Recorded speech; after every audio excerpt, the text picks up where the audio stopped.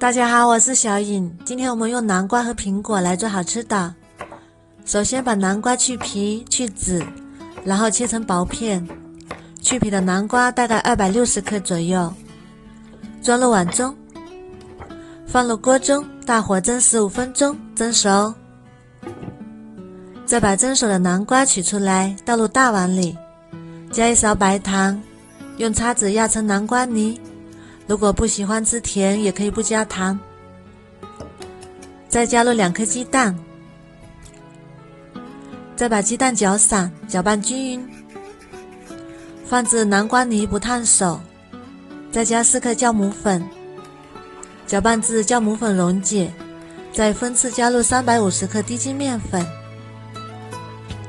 搅拌成这种粘稠的面糊状，面糊不能太稀，太稀了容易塌陷。然后盖上，发酵半个小时。再准备2个苹果去核，然后先切厚片，再切成苹果丁。苹果丁可以切得大一点，这样有口感。然后装入碗中备用。锅中加1勺白糖，用中火炒至白糖起大泡，像这样就可以。再把苹果丁也加进来翻炒。把苹果水分炒干，炒至金黄色，像这样就可以。再把它盛出来放凉备用。我们的面也已经发好了，用筷子搅动一下，排出气泡。气泡排得越干净，做出来的发糕就越细腻。再把苹果丁也加进来，充分搅拌均匀。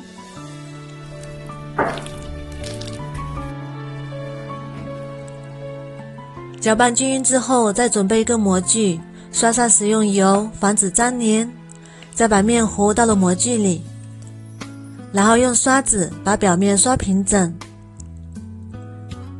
再加点黑白芝麻点缀，然后盖上，再醒10分钟。10分钟之后，面糊稍微变大，然后冷水上锅，水烧开之后，大火蒸25分钟。时间到之后，再关火焖5分钟。哇，好香啊，浓浓的苹果香。再把它取出来，把模具脱掉，非常的松软，像蛋糕一样。我们再切开看一下，里面满满的都是苹果馅，酸酸甜甜的，非常的好吃。它的口感像蛋糕一样，非常松软，一点也不粘牙，做给孩子当早餐也非常不错。如果你喜欢也试试吧。喜欢我的视频就关注我吧，谢谢您的支持。